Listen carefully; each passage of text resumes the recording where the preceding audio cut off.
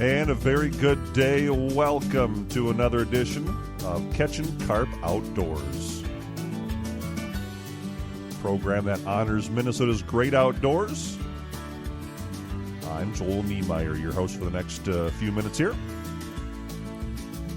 And today on the program, we're going to feature our four-legged friends. We're going to talk dogs, and we're going to talk some hunting dogs, to be exact, with somebody that knows quite a bit about hunting dogs, who's had them for years. Dr. Tom Rakow of the Grace Bible Church of Silver Lake. He's got some pretty unique dogs that you'll learn about here. But before we talk to Tom, I want to remind you our program is being brought to you by Benny's Meat Market in downtown Hutchinson. They're a family-owned and operated business. They're your old-fashioned hometown meat market that offers custom and wild game processing, in-house pepper sticks, sausage, and much more. And don't forget that grilling season here this summer. Visit Benny'sMeatMarket.com. And welcome back to another episode of Catchin' KARP Outdoors here on KARP and KDUZ and KGLB, our website and our YouTube page. We appreciate you tuning us in wherever you are here.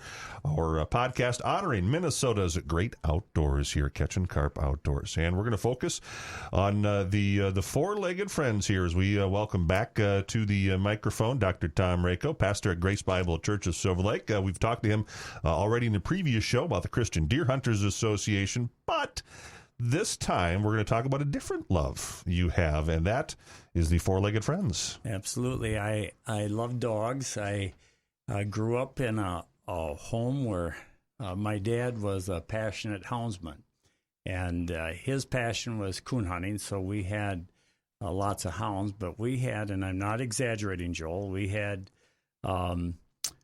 coon dogs, squirrel dogs. He raised squirrel dogs for a time too. Okay. A lot of people haven't heard about that. That caught me off guard too. Yes. Yeah, and but they were rat terriers, is what he raised for that. Okay. But I had blue tick coon hounds, and we had squirrel dogs, fox dog, a bird dog, rabbit dog. So we did a lot of hunting, and we usually the average, and we had cow dogs and sometimes a house dog.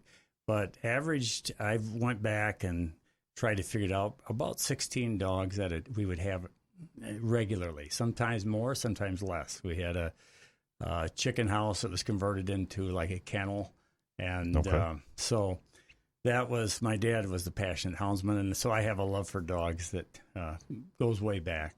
So did you start training then early with that, or was it was it more just you being around them at that point? Well, you know, with the coon dogs, you're always training new dogs, and so I train coon dogs, but I have bird dogs now, and I have English pointers I've had for like 19, 20 years, something like that.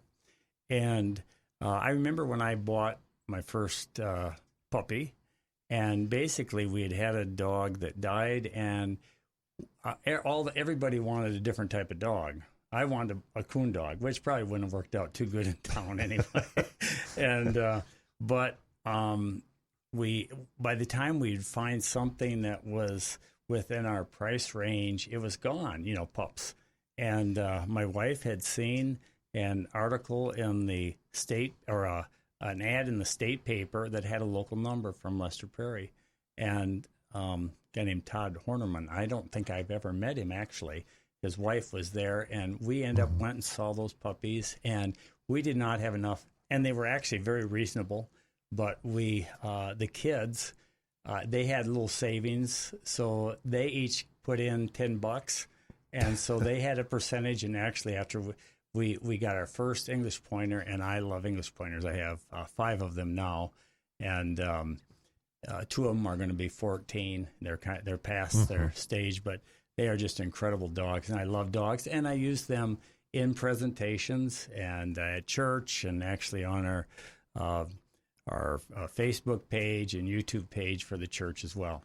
But before we talk about your dogs, how dogs in general? How is it a big process to teach them, to train them? Though, because I'm sure a lot of folks know, okay, sit, speak, the simple stuff, but that goes to what you guys do as far as bird dogs and coon dogs. That's a lot more than just sit and speak. Yeah. And now it's gotten much easier for a person to really learn how to train their dog because of YouTube. If you want to fix your car, I go to, or I want to try and fix any little household thing. I'm not very good at that. I'll go to YouTube. Well, it's the same with dogs. Now, like with the coon dogs, my dad was an expert, and he grew up very impoverished and actually left home when he was 8. And he asked the neighbor if he could live with them. His mother said, "We can't feed you." And so he left home when he was 8 and paid for all of his own clothing, etc., from coon hides and skunk hides he trapped and coon hunted. And so some of that process carried over to me. When I started, got the first bird dog, I remember I called up a friend of mine who's going to be with the Lord now. He was a longtime friend of mine. Art had, at that time, he had Brittany's. And I said, Art, I don't know if I'm going to know how to train a bird dog. Mm-hmm. And he said, even though he sent his out to get trained, he said, 75% of it is in the dog already. All you have to learn is about 25% of it. And I think that's exactly right, because they have that built within. Every dog has their own specialty. You wouldn't want to have a blue tick coon dog be a bird dog, or it's possible with a pointer to be a coon dog, but it wouldn't be very likely because they don't talk as much as the coon dog would. So, it's a process of the dog really doesn't understand until you kind of show them. And you want to, whenever you're training a dog, you want to try and leave it in a very positive note, because we can get impatient and we can undo what we've done. And I will tell you, English pointers, that's one of the beauty of them is they get their feelings hurt. Even, for example, Blessing, who she's my main one for doing tricks and stuff. Mm-hmm. And we have she's a little bit aloof, but with me, we have a close relationship. And if I will raise my voice like this, she will actually kind of shut down until we're back on good terms. And so they're not a hard-headed type dog. That's what I love about the English Pointer. There's lots of, every dog has its, I've never met a dog I didn't like, Joel. I met some owners that I didn't think too much of because of what they did, but honestly, every dog, there is a beauty to them. Well, and tell us about your dogs, because if folks can listen back to our other program with you about the events you've been at, because there have been a lot of different events that folks can meet your dogs and stuff like that, and they're very unique. They do a lot of different fun things. Yeah, in fact, I speak for the past 25 years or so. I've spoke at wild game feeds, and I will say that my dogs are in bigger demand than I am. And, there's some really fun little tricks that you can teach them. Like one, I sneeze, and the dog pulls a handkerchief out of my back pocket and gives it to me. And then what I'll throw in periodically, depending on the crowd, but I'll have in the other pocket, so I have my red handkerchief, and then I have some underwear, red underwear, like sure. You get for Valentine's Day or something. Yep. And so I sneeze and pulls that and hold that, and it may be elementary humor, but it still works. I'll just say that. For example, the spelling.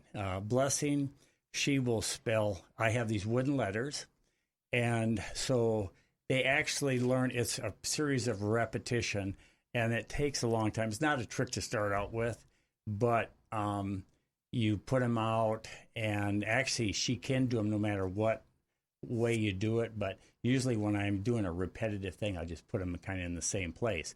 But she can look down. We'll look down and see the shape of the letters, and go. And I'll say, Blessing, Genesis 1:1 says, "In the beginning, blank created the heavens and the earth." Who created the heavens and the earth? And she'll jump down, grab the G, jump back up on. I have a little table that's carpeted. She gives it to me. Then she jumps down, gets the O, then gets the D, and then I'll say, "What does that spell?" And then she yips a little bit, Sure. and I interpret, of course, and God. And then her daughter, Treasure, who's 4 years old, and this is, each dog is different. Blessing is motivated by food, about 99%. A little bit of love, but mostly food. Treasure is motivated by love and very little on the food. And so she does a 4-letter word. You usually don't want to teach your dog to spell a 4-letter word, right? Well, yes, usually. Yeah. Yeah, but, depending on what 4-letter word it is. That's it. Yeah. And this is 1 John 4 says, the Bible says, God is blank. And she will usually gets down off the table, goes in circle about 4 or 5 times, then she'll start picking. She just takes her time, picks up the L, picks up the O, picks up the V, picks up the E, and she's a very verbal dog. So sometimes I'll have her tell a joke because she'll, and so I'll say, yep, the Bible says God is love. For example, I have her tell a joke. If you have a dog that uses her mouth a lot, that's an easy dog to teach a lot of different tricks if they use their mouth a lot. Now, I had one, Lost Arrows. Many people would have met him. He was a male. I could not get him to speak. He would bark at certain situations, but he would not speak, where I just have a little sign. I wiggle by my ear, and that means they're supposed to talk. And so Treasure will say, I have a joke to, our Treasure has a joke she wants to share. Okay. What do you call, say, arr, arr, arr, arr. So I interpret, what do you call a mama cat? What does a mama cat who ate a roll of yarn have? And no, what does she have? Mittens. She has mittens, So, little things like that. Another one, I have a light, and this is where, like, if you have a dog that uses its mouth, I'll have a light bulb with a cord, and I will say, I'm going to ask you a Bible question, and I have that light, and I'll say, Jesus said, I am the blank of the world. She turns the light on. And then I say, the one who follows me will not walk in blank, and turns the light off, darkness. Mm-hmm. So it's very simple, but it's a fun trick. And I would guess, like, because I worked with my kids. I remember the first time walking up there, because I knew what your dogs could do. They didn't, so I didn't tell them what they were going to do, and just to see the faces, the expression of their faces when they're spelling and turning lights on and off. And I would guess that probably brings in more people to you guys. We've been at events where it's pretty much empty at certain times, but we can have a crowd around because a crowd gathers a crowd. And, so there's, as you mentioned that, I remember years ago when not too long after we came to Silver Lake, we'd gotten a dog from the pound. She was a golden retriever, lab, and something else. And I would have her speak, and she would count. I have a little desk bell, and I'll say, give me a number. You pick the first number. So Joel says 8, and I'll say, okay, 8. You wanted to subtract or divide or add? I'll subtract. Okay, you pick the first number. I pick the second. 8 minus 7. Subtract. Ding! She hits it. It's 1. It's always got to be 1. Sure. And but we had this little boy. Now he's a man. He brought a friend over, and Silver Lake is mostly, at that time, was mostly Czech and Polish. And so this little boy said his name, and I said, lady, let's say something. And she said, I bet you're either Czech or Polish. And this little boy, the look in his face, and he said, I'm Czech. So, I interpreted. So not only can the dog talk, but can also tell what ethnic background you're from. A lot of good tricks there. How about on the actual hunting side? Do you still use them and let them get out in the yards? They are primarily hunting dogs, and that's the fun. All of it's fun. And where I live now, I have ability to work in the yard with them. And yeah, the beauty of the pointer, the English pointer, is you want them to, when they smell, not just by sight, but if they see, they should freeze up to us like a statue, having a statue. A lot of listeners probably are familiar with the German short hair. They usually have the tail docked and are often liver and white. Most of mine are black and white. I have one sliver and white. But so they freeze up. And then another dog, if you're hunting with another pointer, when they see that other dog on point, they stop, even though they don't smell or see the bird. It's called honoring. And, there's a lot of biblical lessons in that. We're to honor one another above ourselves. The idea with the honoring is if that dog, and I've hunted with people where their bird dog does not honor, it comes in and flushes the bird. It kind of defeats the process. It's fun to shoot a bird now and then, but I just soon see somebody else do it. I like taking pictures, and every point is different. And so, even with that, there's so many spiritual, biblical principles. For example, when that dog is on point, and here's this beautiful rooster that may be in the bushes there, and I can't smell it, I can't see it, but the dog knows it's there. So you have faith in your dog, but you know where that bird is generally at in the general area because of the way it's pointing. And the idea is true with our life as well. Where's your life pointing? Where's my life pointing? And are we pointing people to Jesus? Are we pointing our kids in the wrong way? Because a parent has profound influence, and grandparents have a profound influence. And then the honoring. I sometimes get more excited about a dog honoring than the dog actually pointing. It's just, and then it's, so you can have, I've been with friends where we've had 4 statues lined up over 100 yards, one dog on point, another one behind honoring, another one behind honoring, another one behind honoring, and you walk past these statues. It's just an incredible experience.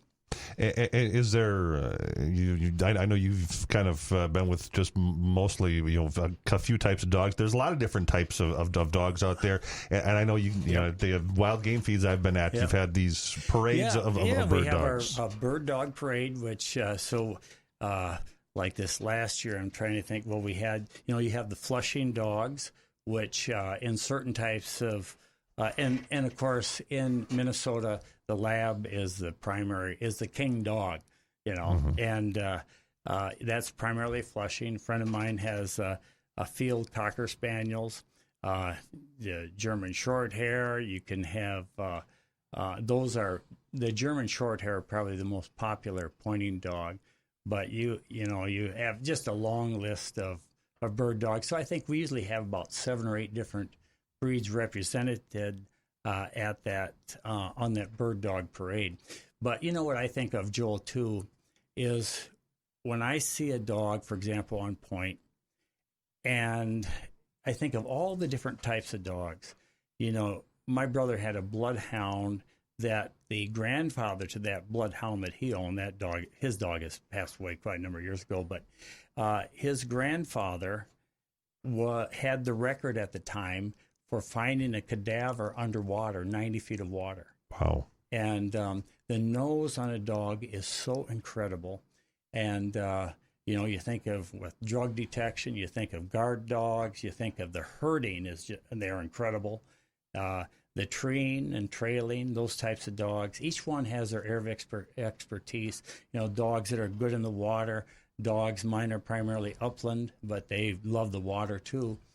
And I think back to the Ark, and those 2 dogs that were on the Ark, that pair on the Ark, within them were not only the trailing and the retrieving and the pointing and the herding and all of the within, they must have been incredible. And then go back even earlier to the first 2 dogs created, and they must have been just almost incredible. And so it's, I think dogs add a quality to life. And like I said, for me, and hunting quail is also a lot of fun when a covey of quail, we don't have them around here, but a actual covey of quail, when they bust, it is just a rush. you know. Well, we'll end on a good note here, because I can, everybody listening can tell you're passionate about bird dogs. What do you enjoy most about either training or having, or just bird dogs in general? You know, I think the constant acceptance of a dog, and they, this is built within them, where they, in a sense, they honor us in one sense, and they're not judging us, or sometimes they can frustrate us, but they're just, a great companion. We have one in the house now. I'm not, so we have this English pointer in the house, and we have one of our daughters for a period of time. She just completed some schooling, and that dog is so attached to her. So when he is let out in the morning, and if she is not up yet, he will stand there at the door, just looking at the door. And I don't know what he's going to do now. But there have been times in my life, Joel, where I guess a dog just distracted me from the heavy things of my life. I remember I was pastoring in Wisconsin. I was having a difficult time. One evening, I sat down on the steps, and I didn't have a dog. And the neighbor's dog of a different faith came over. And I thought, man, that is so cool. And, they're kind of a support system that have helped a lot of people. There you go. For those interested, I know you have, I've seen some of the videos that you have on your dogs. That's, we'll try and get that information posted, but that's kind of a fun thing to look at too. Yeah. We've been actually, during the time the coronavirus, started doing those as kind of like a kid's sermon, because we're doing online. And so those are all available, and there's, it's free. Go check them out, and you'll see some of the kind of tricks and biblical lessons that they teach. There you go. We'll post that information, so you should be seeing it right now on your screen. And we thank you for coming in again, Dr. Tom. Thank you, Joel. Thank you. Appreciate it. Dr. Tom Rakow, pastor, Grace Bible Church of Silver Lake. Thank you for tuning in here on Catchin' KARP Outdoors. Don't forget, introduce a kid to the great outdoors, and always keep that line in the water.